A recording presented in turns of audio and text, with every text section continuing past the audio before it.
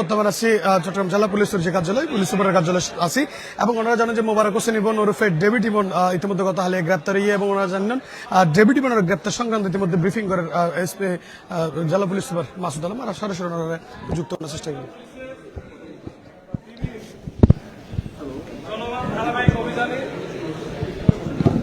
চট্টগ্রাম তথা এই অঞ্চলের আলোচিত শীর্ষ সন্ত্রাসী মোবারক হোসেন ইমন, ডেভিড ইমন সহ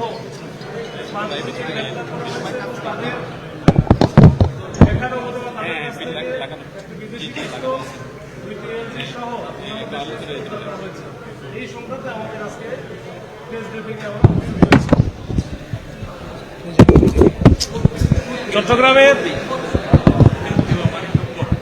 আইন শৃঙ্খলা পরিস্থিতি স্বাভাবিক রাখা, জনগণের জানমাল এর নিরাপত্তা বিধান সহ অপরাধী এবং যত সন্ত্রাসী আছে তাদেরকে আইনের আওতায় নিয়ে আসার লক্ষ্যে বাংলাদেশ পুলিশের সম্মানিত অভিভাবক inspector general of Bangladesh police জনাব আলী হোসেন ফকির স্যার,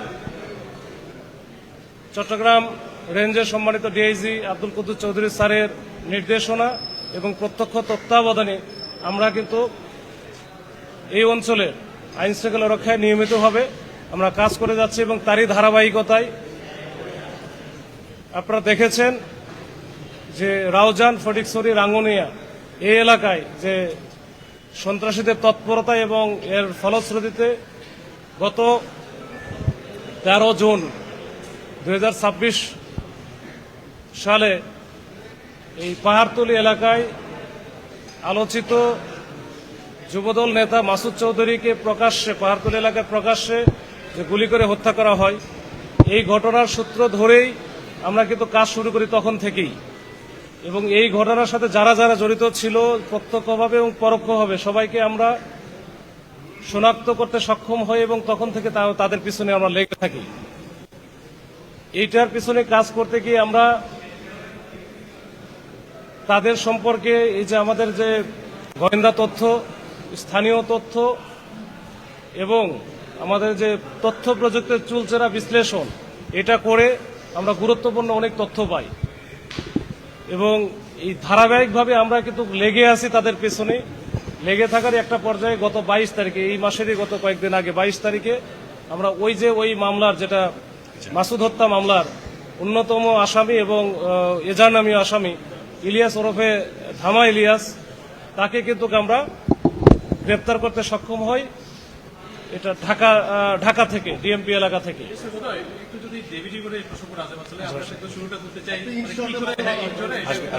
আসবে এরপরে আসবে। তো ধামা ইলিয়াসকে গ্রেপ্তার করার পরে আমরা অনেক তথ্য আমরা তার কাছ থেকে তাদের যে সন্ত্রাসী নেটওয়ার্ক, চাঁদাবাজদের যে নেটওয়ার্ক, এটা সম্পর্কে জানতে পারি।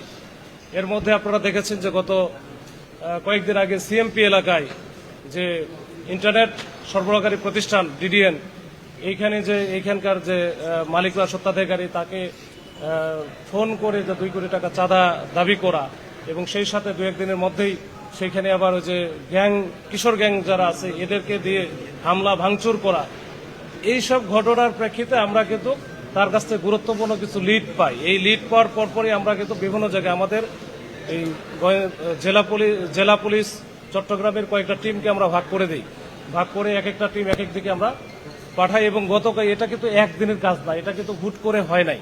এটার পিছনে অনেক শ্রম আছে, অনেক পরিশ্রম আছে, অনেক তথ্য প্রযুক্তির বিশ্লেষণ আছে।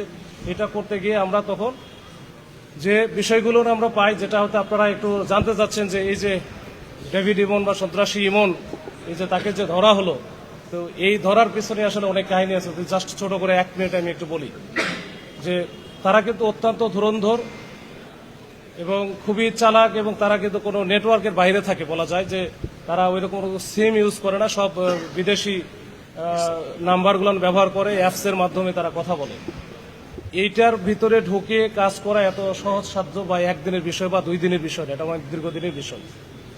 তো সর্বশেষ আমরা যখন এই চক্র, বিশেষ করে ডেভিড ইমনের, ও যখন দেশে যখন দেখতেছে যে তার ধরা পড়ার সম্ভাবনা আছে বা এটা বেশি আলোচিত হয়ে গেছে, তখন যে বিদেশে একজন আছে যে আলোচিত গ্যাং লিডার যে সাজ্জাদ, বড় সাজ্জাদ ওরফে বড় সাজ্জাদ, তার পরামর্শক্রমে তারা কিন্তু সে কিন্তু ইন্ডিয়াতে বা ভারতে পালিয়ে যাওয়ার একটা চেষ্টা তার পরিকল্পনা ছিল। এই পরিকল্পনা সম্পর্কে আমরা সম্যকভাবে অবগত হই এবং এখান থেকেই সে এই যে যাওয়ার চেষ্টা করে চট্টগ্রাম থেকে ঢাকা, এই যে চট্টগ্রাম থেকে ঢাকা যাওয়ার পথেও কিন্তু আমরা ওই দাউদকান্দি যে এলাকাটা, ওইখানে আমাদের কুমিল্লা জেলার যে পুলিশ আছে এসপি স্যারের সহযোগিতা আমরা ওখানেও আমরা চেষ্টা করেছিলাম, কিন্তু পরবর্তীতে আমরা ওখানে আমরা সফল হতে পারি না। এরপরে ঢাকাতে ঢুকে যাই, তার ওখানে গিয়ে কিন্তু গাড়ি বদল করে, তার ইভেন তাদের যে ড্রাইভার পর্যন্ত চেঞ্জ করে ফেলে। চেঞ্জ করে এটা একটা পর্যায়ে তারা আমাদের কাছে খবর আসে বা আমরা ওইভাবে এটা নিয়ে খবর পেয়ে পাই যে খুলনার দিকে যাবে। তা আমরা কিন্তু সেইভাবে এই যে পদ্মা সেতুতে যে টোল প্লাজা আছে ওইখানেও কিন্তু আমরা একটা চেকপোস্ট স্থাপন করি। বিশেষ করে ওইখানকার মুন্সিগঞ্জের পুলিশ সুপার স্যারের তাৎক্ষণিক রেসপন্সে ওইখানে ভালো একটা আমরা চেকপোস্ট করি, কিন্তু আমাদের ওইখানে আমাদের ব্যাড লাক যে আমরা ওই সময় আসলে ওইখানে ধরতে পারি নাই। এরপরে আমরা পাস করে চলে যাই। আমরা জানি যে সে যাবে খুলনাতে, ওইভাবে আমরা রূপসার দিকেও আমাদের এটা ওই খুলনা জেলা পুলিশের সহায়তায় আমরা একটা চেকপোস্টের ব্যবস্থা রেখেছিলাম, কিন্তু ইতিমধ্যেই তারা তো বারবার আসলে অনেক ডিসিশনগুলো চেঞ্জ করে। তারা হঠাৎ করে দেখলো যে ওই গোপালগঞ্জ থেকে নড়াইলের দিকে ঢুকে যায়, তখন রাত্র আসলে প্রায় 3:30টার মতো বাজে। তো এই সময় আসলে আমরা তখন কুল পাই না। পরে নড়াইলের এসপি স্যারকে আমি ফোন দিয়েছিলাম, পরে আমি ওইখান থেকে বের হয়ে গেছে। এরপরে যশোরের এসপি স্যারের সাথে যোগাযোগ করে ওইখানে লাকিলি স্যারকে আমি পেয়ে গেছি এবং স্যার একেবারে প্রথম কলেই ধরেছেন এবং সাথে সাথে আমাকে একটা টিম অ্যাসাইন করে দিয়েছেন বা আমার সাথে ট্যাগ করে দিয়েছেন। আমি ওই টিমকে সার্বক্ষণিকভাবে সহায়তা করে এবং কোথায় কি যাচ্ছে আমরা সব আপডেট দিয়ে আপনারা জানেন যে যশোরে যে জমজমপুর এলাকা, ওইখানে মোটামুটি ভোরের দিকে 5টা বা এরকম 5:15টার দিকে আমরা কিন্তু এই যে ডেভিড ইমন সহ আরো 3জন মানে সব মিলে 4জনকে ওখানে গ্রেপ্তার করতে সক্ষম হই এবং আমাদের টিমটা পিছনেই ছিল। তো পিছনে ওখানে গিয়ে আমরা পরবর্তীতে শনাক্ত করতে পারি যে ডেভিড ইমন সহ আরো যে 3জন আছে সবাই আসলে তারা ক্লোজ অ্যাসোসিয়েটস এবং এরা কিন্তু একেবারে ওই যে শুটার বলা যায়, বিভিন্ন জায়গায় সন্ত্রাসী কার্যক্রম থেকে শুরু করে চাঁদাবাজি সকল কার্যক্রমে তারা ওস্তাদ। তো এই ওখান থেকে ধরার পরে আমরা কিন্তু না চেনা এটা শেষে আমি বলতেছি। এরপরে তারা আমরা ধরার পরে ওখান থেকে আমরা নিয়ে আসি, যদিও একটু আমাদেরও হয়তো বা ব্যাড লাগেই বলা যায় যে ওখান থেকে যখন ধরার পরে এই বিষয়গুলো হয়তো বা যে কোনো কারণেই হোক এটা বাইরে একটু প্রচার হয়ে যায়। তো যেহেতু অনেকগুলো সংস্থা অনেকগুলো বিষয় জড়িত ছিল, সাংবাদিকেরাও তৎপর আছে, তো এই বিষয়গুলো প্রচার হওয়ার পরে আমাদের যে এই যে অপারেশনের পরবর্তী যে কার্যক্রমগুলো আমাদের জন্য একটু কঠিন হয়ে গিয়েছিল এবং আমরা কিন্তু তারপরে আমাদের আরেকটা টিম যেটা নোয়াখালীতে অবস্থান করতেছিল, এই টিমটা যখন চারিদিকে ওই যে আপনার টিভির স্ক্রলে আসতেছিল যে শীর্ষ সন্ত্রাসী ডেভিড ইমন গ্রেপ্তার, তখনই কিন্তু আমরা আসলে কুল না পেয়ে দ্রুত কিন্তু ওই যে নোয়াখালীতে কোম্পানিগঞ্জ এলাকায় একটা আমরা আরেকটা অভিযান পরিচালনা করি। তো সেখানে আপনারা জানেন যে এই যে রাউজান বা ফটিকছড়ি ওই এলাকার যে আরেকজন শীর্ষ সন্ত্রাসী এবং কুখ্যাত, যার নেতৃত্বে মূলত ওই এলাকায় প্রচুর হত্যাকাণ্ড থেকে শুরু করে চাঁদাবাজি বিভিন্ন ঘটনা ঘটেছে। তো তাকে আমরা ওইখানে ধরার জন্য চেষ্টা করি। একটা বাড়িতে সে ছিল, কিন্তু বাড়ির ছাদ থেকে সে লাফ দিয়ে কোনোভাবে মানে এটা আসলে অলৌকিকভাবে সে বেঁচে গেছে বা সে ওখান থেকে পার পেয়ে গেছে। তো আমার কাছে মনে হয়েছে যে ওইখানে সে ওই যে জাহান্নাম দেখেনি, কিন্তু দুজক দেখে ফেলছে। তো দুজক দেখে ফেলছে এই সন্ত্রাসী যারা আছে। আমার যে মেসেজটা যে এই চট্টগ্রাম অঞ্চলে এইখানে এই অপরাধ করে, সন্ত্রাসী করে, হত্যা করে, চাঁদাবাজি করে পার পেয়ে যাবে এরকম হওয়ার কোনো সুযোগ নাই এবং তাদেরকে প্রত্যেককেই আইনের আওতায় আসতে হবে এবং নিয়ে আসব। কোনো সন্ত্রাসী বা কোনো অপরাধী এই রাষ্ট্র বা সরকারের ক্ষমতার ঊর্ধ্বে না। তারা রাষ্ট্র বা সরকারের ক্ষমতার অবশ্যই একেবারে নিয়ন্ত্রণে। তো আমরা এটা নিয়ে কাজ করে যাচ্ছি। মাননীয় প্রধানমন্ত্রী থেকে শুরু করে মাননীয় প্রধানমন্ত্রীর যে সন্ত্রাসের ব্যাপারে যে জিরো টলারেন্স, ওইটা কিন্তু আমরা বাস্তবে প্রয়োগ করতে চাই। এবং এইটা যেই হোক, এই সন্ত্রাসীরা, আমি জানি যে এই সন্ত্রাসীদের যে নেটওয়ার্ক, শক্ত একটা নেটওয়ার্ক ছিল, একবার বিদেশ থেকে যেটা পরিচালিত হচ্ছিল, বড় সাজ্জাদ বাহিনী থেকে শুরু করে, এই যে তাদের যে এটা আমরা আস্তে আস্তে কাজ করছি। এটা অনেকাংশেই আপনারা দেখেছেন যে এটা আমরা ভেঙে ফেলেছি, তবে এখনো পর্যন্ত তারা আছে। এটা পরবর্তীতে তাদের যারা আছে এখানে এই সংঘবদ্ধ চক্রে মূল হোতাগুলো এখনো আছে, তাদের ব্যাপারে আমাদের একই নীতি এবং এটা কিন্তু এটা চলতে থাকবে এবং নিরলসভাবে আমরা এটা লেগে আছি এবং কাজ করে যাব।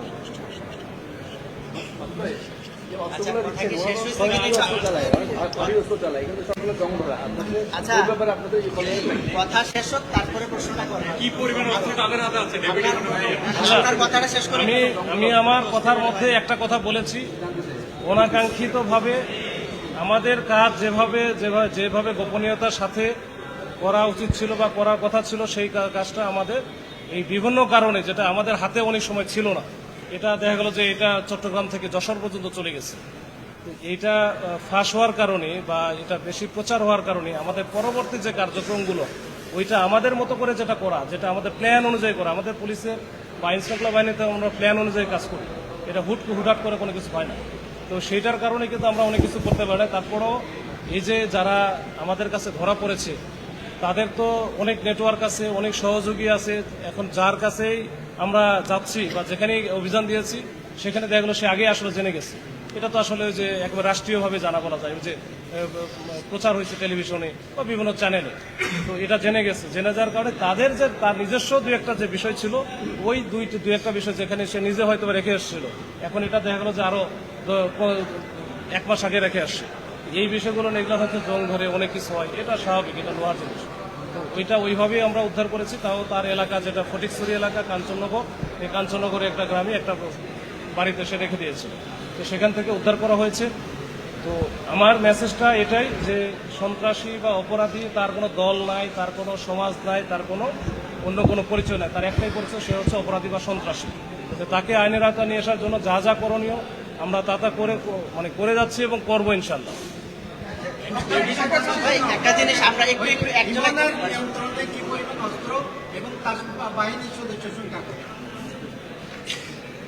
কি পরিমাণ অস্ত্র, এটা তো আসলে ওইভাবে আমরা হিসাব করে, এটা তো ওই যে এগুলো নিয়ে আমাদের কাজ হচ্ছে। আমরা তাকে ধরেছি, এখন রিমান্ডে বিজ্ঞ কোর্টে উপস্থাপন করব, কোর্ট থেকে রিমান্ডে দিবে, রিমান্ডে দিয়ে যদি দেয় তাহলে সেক্ষেত্রে আমরা আরো বিশদভাবে এটা আমরা জানতে পারবো বা আমরা অনুসন্ধান করবো।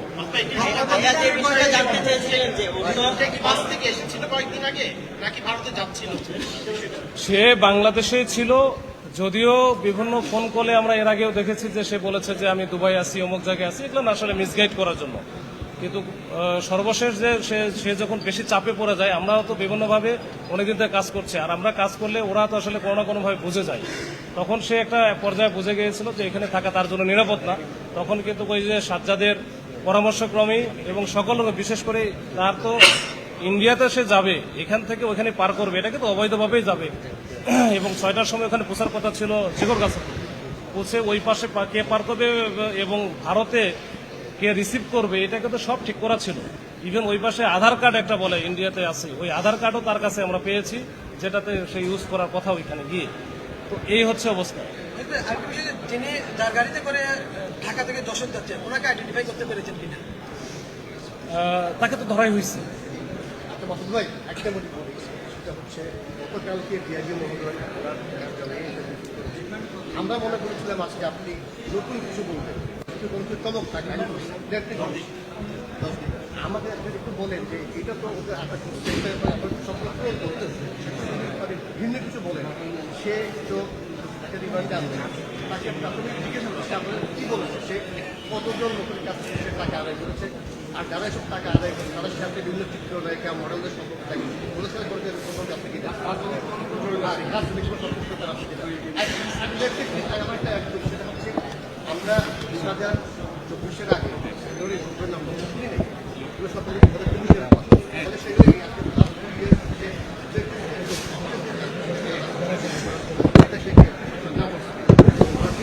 না, প্রথমে বলে নেই যে গতকালকে ডিআইজি স্যার নতুন আসছেন, গতকালকে তার যে ইয়েটা ছিল প্রেস ব্রিফিংটা স্যারের যেটা মত বিনিময় যেটা ছিল, এটা একেবারে নিয়মিত একটা স্যারের যে আসার পরে যে একটা এটা কাস্টমারই বলা যায়, যে ওইখানে কিন্তু অন্য কিছু এইটার ব্যাপারে কোনো প্রেস ব্রিফিং ছিল না বা কোনো কিছু ছিল না। আর এইখানে যেটা আমার ক্লিয়ার করার কথা ছিল যে আমরা কাটিং ধরেছি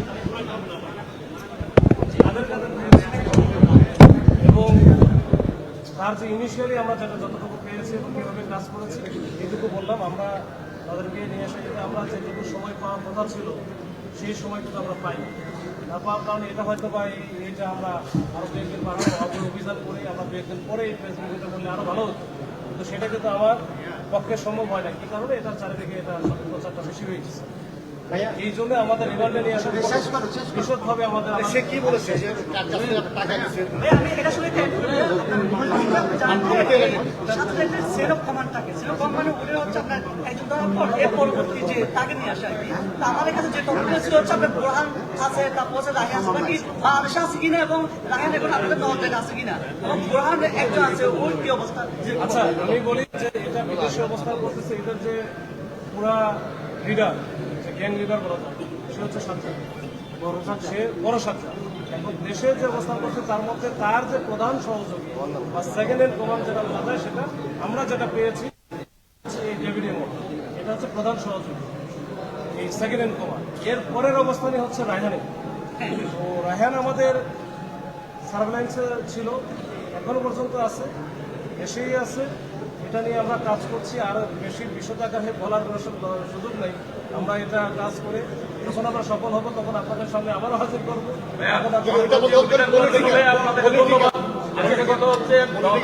সন্ত্রাস ঠিকানা এলাকাগুলোতে আপনারা প্রযুক্তি আনবেন কিনা এদের গতিবিধি ট্র্যাক করার জন্য, সন্ত্রাসীরা এখন এদের ব্যাপারে আপনারা প্রযুক্তিগত ভাবে আসলে এটা শুনে আমি তো এক করে ভাইয়া মনে করেন যে এখন যে সাজ্জাদের গ্যাংটা যাদের যে প্রতিপক্ষ আছে ওরা কিন্তু আবার শক্তি হওয়ার জন্য চেষ্টা করবে, আর যারা মনে করেন দুর্বল হয়ে যাওয়ার কারণে সাথে যারা প্রতিপক্ষ আছে গ্যাং, মনে করেন যে আমি যদি নাম স্পেসিফিক বলতেছি না, ওরা এখন তৎপর হওয়ার চিন্তা ভাবনা করতেছে। যেমন আমি বলছি মনে করেন যে আপনার রায়হানের জানে আলম নামে একজন লোক আছে, যে তাও জানেন যে আপনার হচ্ছে রায়হানের প্রধান প্রতিপক্ষ জানে আলম, ওর বিষয়ে আপনাদের কোনো তথ্য আছে? আমার কথা হচ্ছে সক্রিয় যেই হোক, সে প্রতিপক্ষ না নিজের পক্ষ না অন্য পক্ষ, এটা আমার দেখার বিষয় না। দেখার বিষয় হচ্ছে সে অপরাধী বা সন্ত্রাসী বা চাঁদাবাজি, এদের বিরুদ্ধে অভিযান চলবে। সে ওই আমরা কার মধ্যে কার গ্রুপিং আছে, কে কার প্রতিদ্বন্দ্বী, এটা আমার দেখার দরকার না। আমার দরকার একটাই, সেটা হচ্ছে অপরাধী বা সন্ত্রাসী, এটা আমরা দেখবো। আর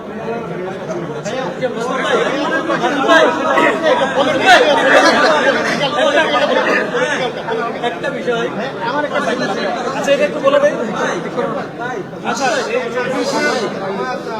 আমরা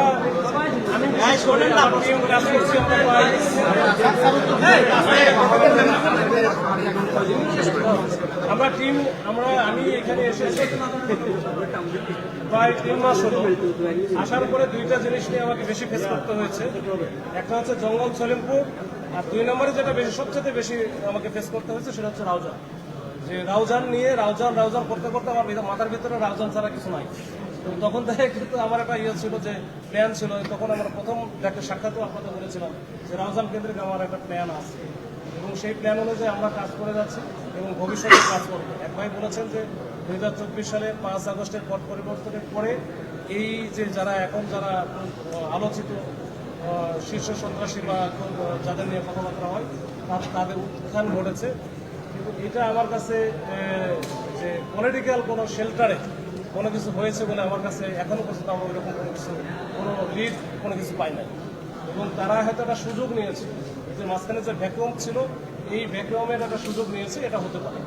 আচ্ছা, আপনার বিষয় হচ্ছে ওনার বিরুদ্ধে কয়টা মামলা আছে এবং কয়দিনের রিমান্ড চেয়েছেন, কি মামলা তাকে গ্রেফতার কয়টা মামলা আছে ওইটা একটু ডেভিড ইমনের বিরুদ্ধে এখনো পর্যন্ত আমরা আমাদের যে সিডিএমএস সেটাতে 13টি মামলা আছে। 13টি মামলা, এর মধ্যে মনে 7টি আছে খুনের মামলা, বাকি চাঁদাবাজি বা সন্ত্রাসী মামলা। আর ধামা ইলিয়াসের বিরুদ্ধে আছে 21টি মামলা। তো 21টি মামলার মধ্যে ওখানে 11টা বা 12টার মতো আছে খুনের মামলা। আর অন্যান্য যারা আছে তাদের বিরুদ্ধে কিছু কিছু মামলা আছে বিভিন্ন জায়গায়, এটা বিক্ষিপ্ত। কয়দিনের রিমান্ড চেয়েছেন? আমরা আজকে কোর্টে পাঠাবো, রিমান্ডের আবেদন করে পাঠাবো, এরপরে তো এই যে তাদের এত শক্তি, চাঁদা চাওয়া, খুন করা, এই শক্তি কি করবো? আপনি কি কন্ট্রোল করতে পারবেন এখন?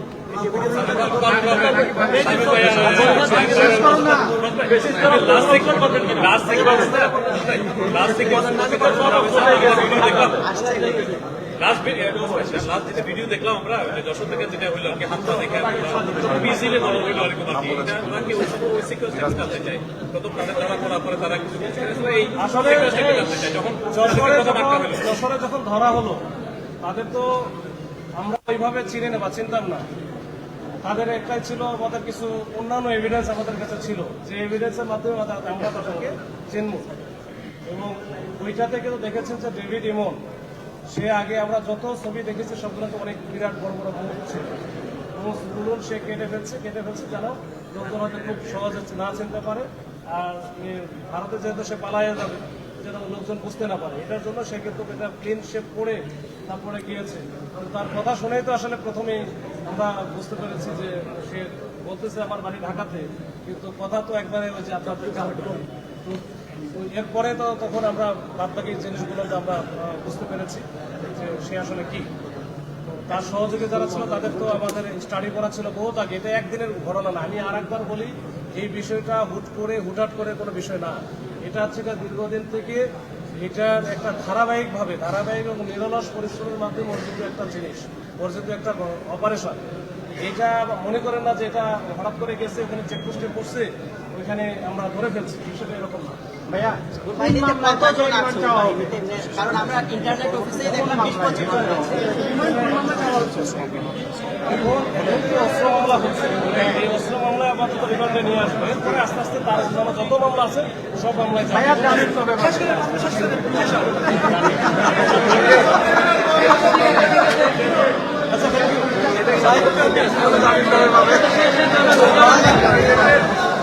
আসামি